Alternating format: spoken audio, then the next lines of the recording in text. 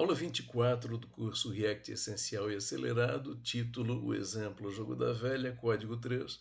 Então essa é a terceira e última aula numa sequência em que eu apresento a implementação dos componentes. Nesta aula especificamente vamos olhar o componente app. Então vamos ver isso direto lá no VS Code, muito bem. Aqui está o componente app carregado. Muito bem, vamos olhar esse código. Lá no topo do componente app, naturalmente, os comandos de importação. Muito bem, então vejam aqui, nós importamos na primeira linha a biblioteca React e nós importamos também os dois hooks que nós usamos, que nós conhecemos, que fomos apresentados nesse curso, o useState e o useEffect. Na sequência, nas próximas três linhas aqui em destaque, nós importamos os três componentes que a app agrega. Então, observe Game Header, Board e Game Message. Observem que o componente Position não é importado aqui, porque o componente Position ele é agregado por Board. Quem tem que importá-lo é o componente Board, né? Já sabemos disso também. Aqui nós temos na próxima linha a importação do arquivo CSS, que nós já tratamos antes. E, finalmente, a importação da biblioteca Axios. Por quê? Porque nós queremos fazer requisições HTTP aqui no componente app. Então, nós precisamos da biblioteca Axios para isso. Bom, entramos aqui na função principal do componente, vamos subir isso, a função principal do componente, sendo ele o componente raiz, naturalmente, ele não tem parâmetro próprio, isso não faz sentido. E vejam que agora nós vamos declarar algumas informações. Então, nós estamos declarando aqui como uma constante a informação header text. Header text, notem que é um array de strings. Esse array de strings ele tem dois strings. O primeiro string, Jogo da Velha, que é o título que tem que aparecer lá no topo da minha aplicação. E o segundo string, é o subtítulo, aparece aqui Dificuldade Kobayashi Maru. Esse é o texto.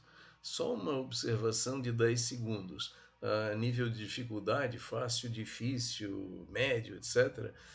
Aqui eu estou usando como nível de dificuldade a expressão Kobayashi Maru. Isso é uma referência a Star Trek, para quem quiser entender o espírito desse troço, vai lá dar uma olhadinha no Google, mas em suma, esse jogo da velha que nós estamos tratando, ele é um jogo da velha sem cenário de vitória, isso aí está querendo dizer isso, ou seja, o usuário jamais vai ganhar uma partida de jogo da velha disputando contra o programa, ou ele perde ou empata, ok, fecha parênteses.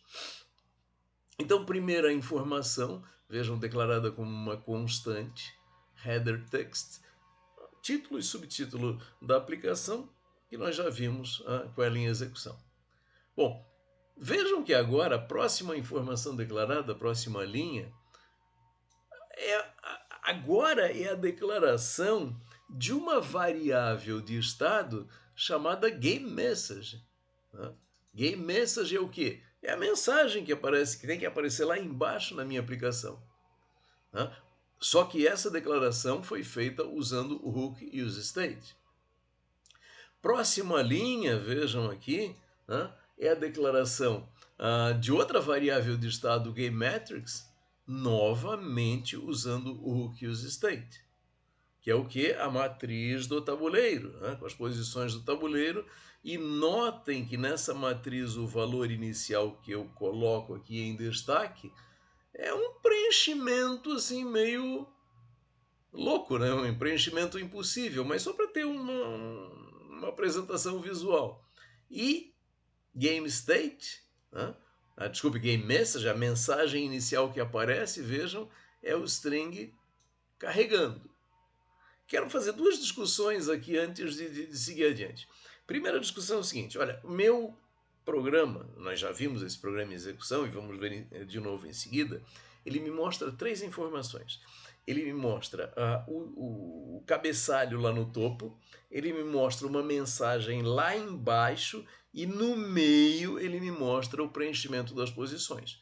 São exatamente essas informações que estão definidas aqui. Mas observem que duas delas são definidas usando o useState e uma delas não usa o useState. Por quê? Por que header text, o cabeçalho da aplicação, não usa useState como as demais informações? Por quê? Porque ele não muda durante a execução do programa. Então eu simplesmente vou passar essa informação lá para o componente GameHeader, isso vai ser renderizado e deu, isso jamais precisará ser atualizado. Agora, uma informação que precisa ser atualizada e essa atualização ser renderizada, opa, aí a gente precisa de useState, que é o caso de GameMessage e de GameMetrics, ok? Muito bem. Tem uma outra informação que nós vamos definir por useState, por useState, que é o que? A URL. Vejam, o URL, essa informação, o URL, essa variável do estado URL é o que? É a informação que eu vou passar como parâmetro lá nas minhas requisições HTTP. Tanto o GET como o POST. Bom, na verdade o GET quem vai fazer é o browser. Na verdade que nós estamos muito preocupados. Cadê ele? Muito bem, muito bem, muito bem. Aqui está, só mostrando rapidamente, nós estamos muito preocupados com o post, né, que está aqui nesta função handle position click, que é aquela função lá que vai ser executada em função do clique na posição que a gente viu na aula anterior, mas deixa isso mais para frente. Né? Aqui a discussão é um pouquinho longa. Então vejam que a primeira coisa que nós fizemos foi o quê? A definição de 4 informações necessárias, 3 delas definidas usando o useState e uma delas apenas uma declaração de constante. Tá, agora na sequência do código tem algo que eu quero passar muito rapidamente, porque é essencialmente programação JavaScript. Né? E eu não quero entrar em debate sobre isso. Bom, a ideia básica é o seguinte: eu preciso ter um identificador de usuário, né, na minha execução. Por quê? Porque eu posso ter vários usuários executando esse programa de jogo da velha, e esses vários usuários vão interagir com o mesmo back-end, e esse back-end tem que identificar cada usuário.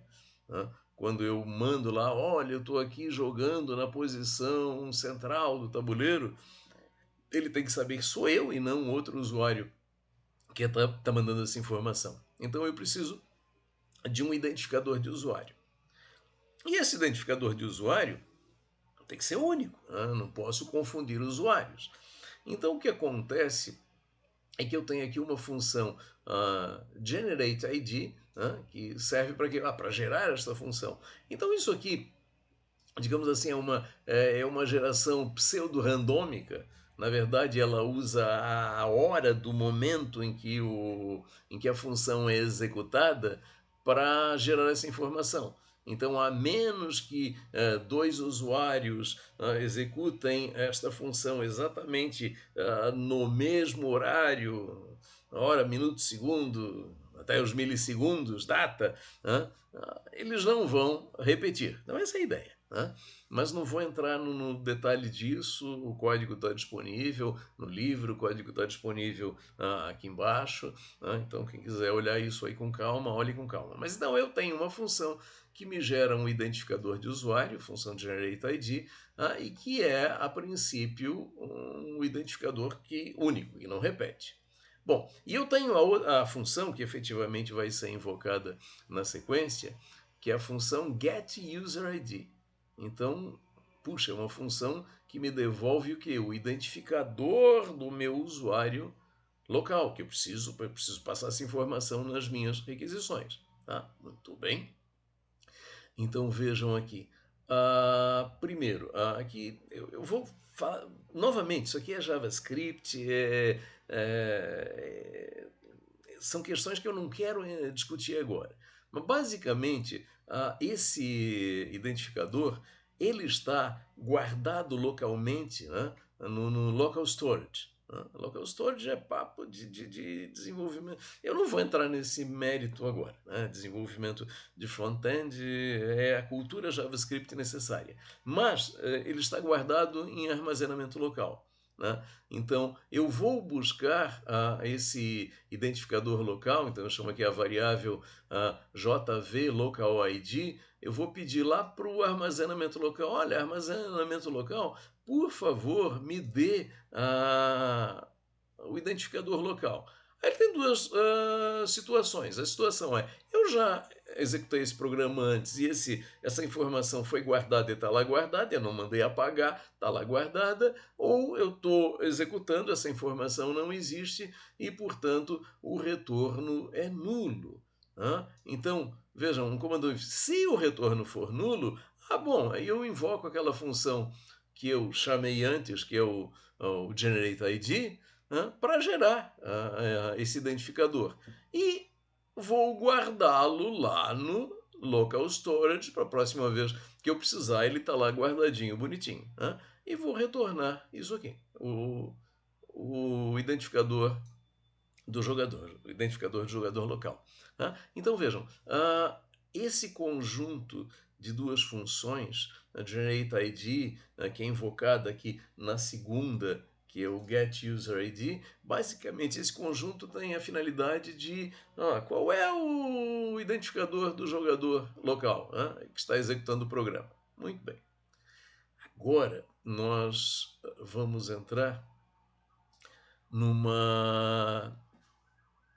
em duas funções, aliás, em dois hooks useEffect. Vamos entender esses dois hooks useEffect. Bom, vamos lá.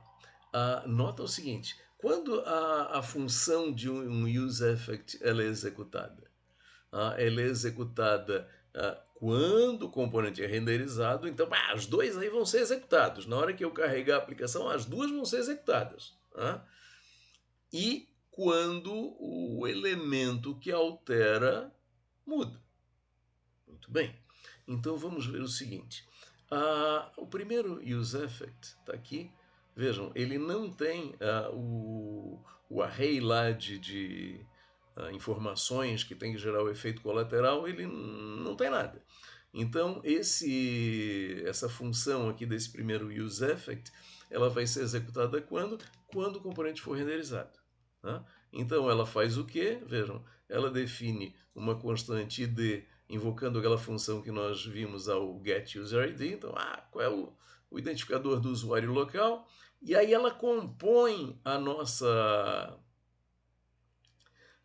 URL, a nossa variável URL, como? Vejam, usando uma concatenação de strings, usando o endereço do site que a gente usa, mais o ID. Então ele está concatenando, ele está gerando uma informação URL, que é a concatenação de um endereço web, efetivamente, mais o identificador do usuário local. E está usando lá o setURL, passando essa informação. Então, a variável de estado aqui em cima, que no final das contas tem o mesmo nome, URL, vai ser definida agora, aqui. Então, quando o componente for renderizado, vai ser gerada a URL, que efetivamente vai ser usada nas requisições HTTP, que corresponde a quê? Corresponde a um endereço web concatenado com o identificador de usuário.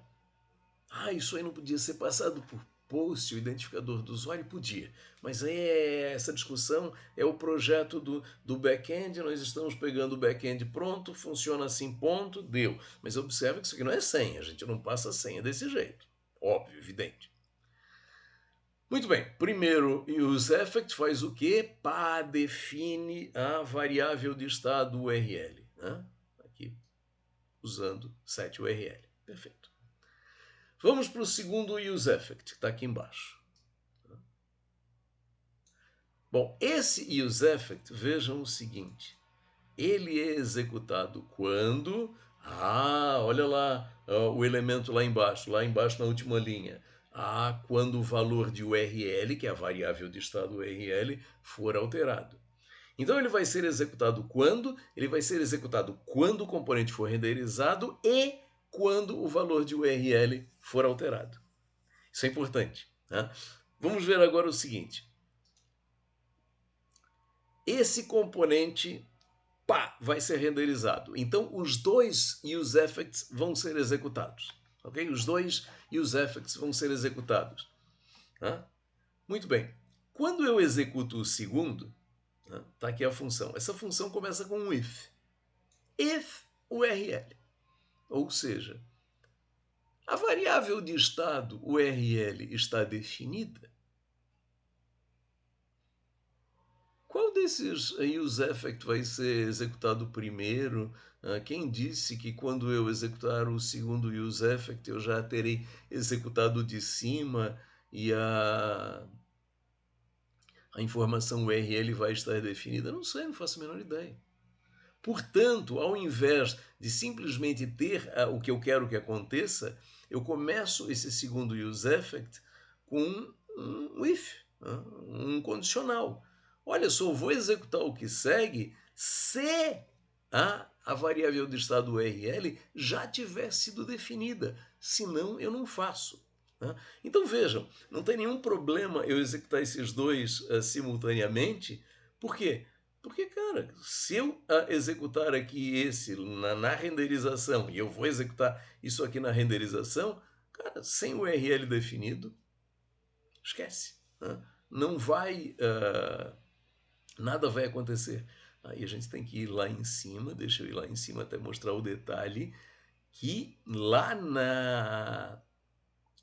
na declaração de URL, eu defini esse troço como string vazio. Por quê? Para exatamente dar a falha naquele if lá, senão esse troço não ia funcionar. Muito bem. Então, estamos aqui no segundo useEffect. Então vejam, olha, na renderização, sem a definição de URL, nada acontecerá. Mas quando o URL for alterado, ou seja, quando o useEffect de cima for executado e efetivamente o URL for alterado, aqui o efeito colateral vai ser executado novamente. E aí? Bom, e aí, if URL vai ser true, e aí eu entro na execução. Então, essencialmente, o que eu faço tem aqui... isso é lixo de teste, mas tudo bem, tá aqui, paciência. Mas vamos tirar esse troço daqui, isso não serve para nada, aliás. Pronto. O que eu faço, vejam, é apenas um get. Get lá para o meu endereço URL. Get URL. Notem que aqui, o que é esse URL? É o que está colocado aqui em cima. É um endereço web concatenado com ID de usuário. Então eu faço um get, vou fazer o refresh disso. Então vejam, logo que eu carrego a aplicação, eu faço esse get. Muito bem. E aí eu faço o que com a resposta? Cláusula then. Vejam, muito simples. Eu defino um dado como constante GameState. GameState é o que? Response.data. Então nós já vimos requisições HTTP. Então aquilo que vem como resposta da minha requisição HTTP, que eu estou chamando aqui de response, eu peço a informação data, que é a informação que me interessa. Essa informação que nós já vimos, inclusive, em aula anterior, a gente sabe que lá na posição 0, nós temos o que? A mensagem que eu quero, então, set GameState com a informação que vem nessa posição lá da minha resposta, e também obtenho a matriz do tabuleiro. Agora notem que eu atualizo então a GameMessage e GameMetrics via o método set, ou seja, são variáveis de estado definidas por useState. E aí o que acontece? Essas informações vão ser atualizadas. Essas informações sendo atualizadas, elas serão atualizadas lá nos componentes que são agregados e recebem essas informações como props. Ok? Então vejam, eu carrego a aplicação, né? O carregar a aplicação vai implicar nesse get, esse get vai me dar a informação lá do servidor, que é o estado do jogo, que é composto por uma mensagem e pela matriz de posições, e eu vou atualizar essa informação em variáveis de estado, né? Cuja atualização se propaga para componentes que receberam essas informações por props. Puxa, isso está longo, hein? Mas vamos dar uma olhadinha lá embaixo. Eu quero saltar. Eu quero ir direto na cláusula return. Tá? Então vejam, essas informações aí de props, como é que é mesmo? Olha só. Eu tenho aqui dentro da div, vejam, a instanciação de 3 componentes. Vejam que o componente app ele é um componente é o mais complexo até agora, e nós não vimos inteiro ainda a parte de implementação. Mas notem que a cláusula return dele é muito simples. Então vejam, instancia o componente GameHeader e passa como props header text, que não é uma variável de estado. É uma informação definida uma vez e que não muda mais. Bom, para board, quando ele instancia board, ele passa a variável de estado GameMetrics, que é uma variável de estado, então toda vez que a matriz for alterada, essa alteração se propaga, e passa uma função que nós não vimos ainda, que é a Handle Position Click. Essa é a última coisa que a gente vai ver, aliás. E finalmente passa para GameMessage, quando instancia GameMessage, a variável de estado GameMessage, que ele acabou de atualizar a partir do retorno da requisição HTTP que ele fez lá para o back-end. Ok? Muito bem. Então nós vimos aqui as duas funções, os effect, aliás, os dois hooks e os effect. Precisamos de 2. Puxa, lá fazer isso tudo aí de uma vez só, com a atualização da web. Uma vez que define a URL, eu vou lá e faço a requisição. Não dá. Não dá por quê? Porque eu preciso garantir que eu só vou fazer a requisição quando a URL já estiver definida. Então vejam, eu não consigo garantir que a renderiza e ela está definida. Se a gente não fizer dessa forma, com 2 useEffects, inclusive no segundo ter um if para ver, olha, a URL está definida mesmo, esse troço não funciona. Então vejam, quando a gente faz requisições HTTP e tem dependências, esse mecanismo de puxa, 2 useEffects tratando efeito colateral, mas um deles com um if para garantir que aquilo que vai ser feito pelo primeiro efetivamente foi feito. Ok. Bom, para finalizar a apresentação do app, essa aula já está ficando longa, finalmente, a função Handle Position Click. Que é essa função Handle Position Click? É aquela função que vai fazer a requisição post e aquela função que vai ser passada como props lá para cada posição via board, para que cada posição efetivamente ocasione, melhor dizendo, a sua execução. Então vejam, Handle Position Click tem como parâmetro ID. Nós sabemos que esse ID o quê? É o identificador de uma das 9 posições. Muito bem, aí ele define uma constante line column como esse ID. Aliás, esse ID tem exatamente esse formato. Né? E aí ele compõe uma outra informação, na verdade constante, não variável, ele declara uma constante body, como o que? Uma concatenação de strings, line e column, passando essa informação line column, definida ali em cima, mas notem o detalhe, né? Line mais um, column mais um. Por quê? Porque aqui internamente a gente está numerando as posições de 00 a 22, mas lá o nosso back-end, ele entende de 1 a 33. Então aquele identificador de linha e coluna a gente sempre tem que somar um, senão o troço não funciona. Ok. E aí? Bom, definimos então o corpo na verdade seria o data, né, das nossas aulas anteriores. Vamos mudar então. Vamos lá. Vai ficar bonitinho, igual às aulas anteriores. Data. Data. Já era para mostrar esse programa em execução, não mostrei ainda, tá? Vamos lá.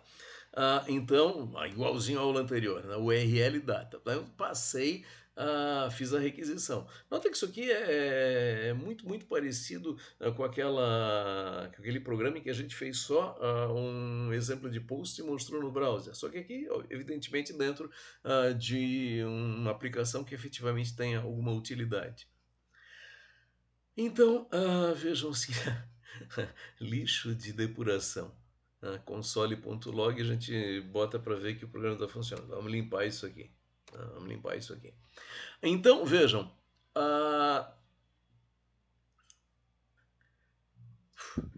Vamos lá. Opa, volta.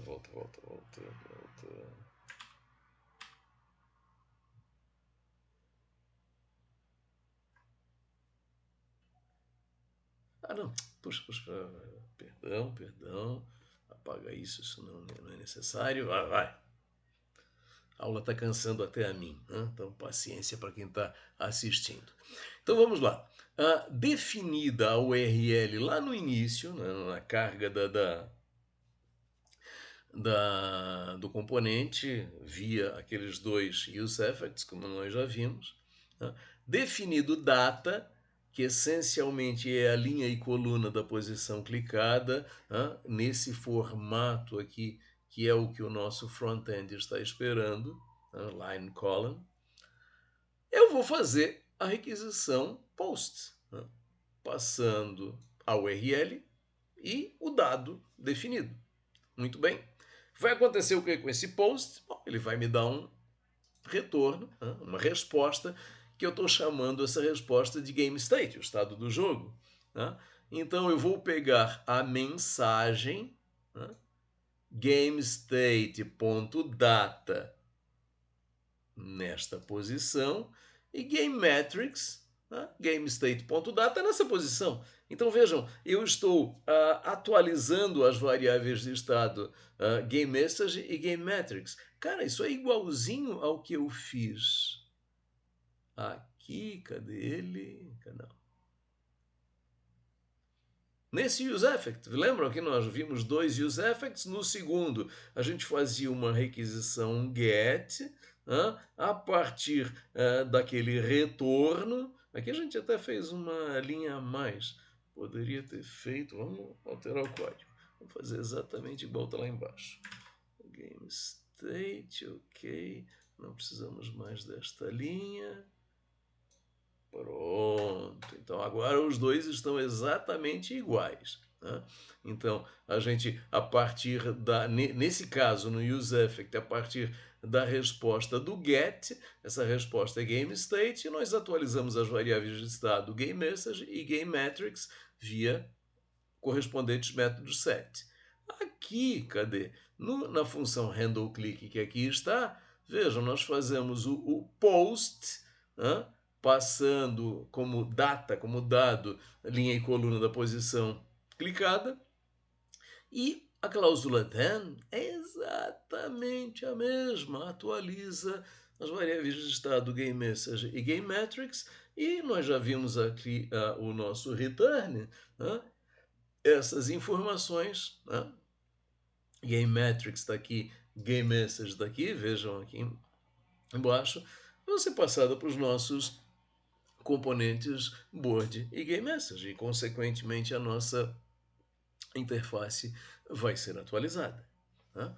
Então vejam, bom, eu fiz um monte de alteração de código, tomara que a aplicação ainda esteja funcionando. Deixa eu ver, está viva? Está viva, que bom. Eu só quero voltar ali para o código, mostrar uma coisa, um destaque que eu queria, comecei a falar isso, acabei esquecendo. Lá no início, onde eu declarei as minhas duas variáveis de estado, que são GameMessage e GameMetrics, eu disse, olha, o valor inicial de GameMessage é carregando reticências, e de GameMetrics é um preenchimento meio louquinho, vejam, 010, 121, lá na outra linha 101. Bom, isso é o que nós vemos quando nós carregamos. Eu vou dar um refresh agora nesse negócio. Vou dar um refresh nesse negócio. Opa, tá tendo um problema aqui, a gente vai ter que descobrir por quê. Notem que lá embaixo aparece a expressão carregando. Lá embaixo aparece a expressão carregando.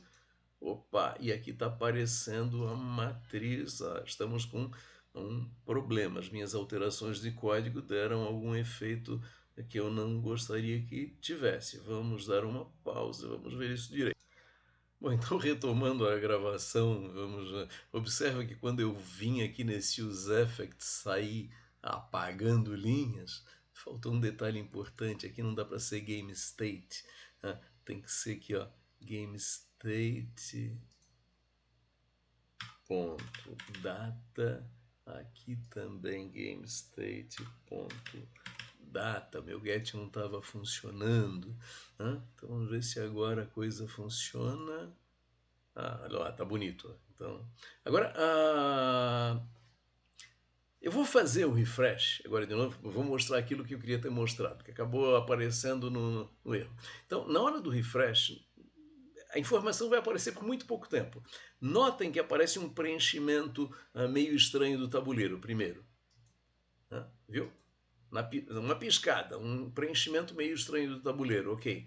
E agora lá embaixo na mensagem, aqui está, clique em qualquer casa para iniciar, mas notem que por um momento vai aparecer carregando e reticências. Por favor, atenção lá na mensagem que aparece lá embaixo. Então, aí, de novo, olha o carregando lá embaixo. Isso é o quê? Isso é a informação carregando o valor inicial lá do GameMessage. Então, quando eu declaro o GameMessage com useState, eu boto como valor inicial carregando. E quando eu declaro GameMetrics também com useState, eu boto aquele preenchimento, e evidentemente é um preenchimento impossível para o jogo da velha. Então, o que acontece? Quando eu carrego a implementação, a gente sabe, a gente carrega e imediatamente vai ter um get, causado pelos useEffects. Só que antes que venha o retorno lá do servidor e que seja atualizado em função disso, rapidamente eu consigo ver o tabuleiro com aquele preenchimento e eu consigo ler carregando lá embaixo. Então vejam, isso é o tempo entre o carregamento inicial dos meus componentes e a resposta do servidor, a atualização a partir da resposta do servidor. Ok? Então, vimos aqui, vamos ver também, vimos o get, vamos ver o post, nós já vimos. Então, nós já temos aqui a nossa partida, quando nós clicarmos numa posição, nós vamos ter o post, como nós já vimos em outros momentos. Então, aqui a partida acontecendo, a partida acabou, clica de novo, ok. Então, isso nós já vimos antes. Então, nós, nessa aula, nós vimos o componente app, uma explanação longa, mas ele é o mais complexo de todos até aqui o momento. E só para fechar essa aula, que já está bem longa, resumindo, o que nós vimos do componente app no código do componente app? Primeiro, aquele tratamento do ID do usuário com aquelas duas funções JavaScript que eu não quis entrar muito em detalhes, mas vocês têm acesso ao código, é só ir lá olhar. Segundo, ele compõe a URL, aquela URL que vai ser parâmetro nas invocações ao, ao back-end, como com aqueles dois useEffects, hooks useEffects que nós vimos. Bom, sendo que no segundo ele já faz a função get. Faz o get e faz a primeira atualização do estado, que a princípio é aquela situação de não tem partida, clique em qualquer casa para iniciar. Segundo, nós temos a função handlePositionClick, que nós vimos por último. handlePositionClick é o que? É aquela função que é disparada a partir lá do clique da posição, com o ID da posição, e essa função handlePositionClick faz o que? Uma requisição post, e a partir do retorno da requisição post, atualiza as variáveis de estado. E aí o que acontece com cada instância dos meus componentes que receberam props? Cada uma delas que recebeu variável de estado vai ser atualizado o valor dessa variável de estado. E finalmente chegamos à conclusão dessa aula, lembrando que o código, inclusive o código, a implementação do app que nós tratamos aqui, isso está lá na seção 7.5 do nosso livro. Então, essa aula, com a conclusão da apresentação do código do Jogo da Velha, nós encerramos por aqui.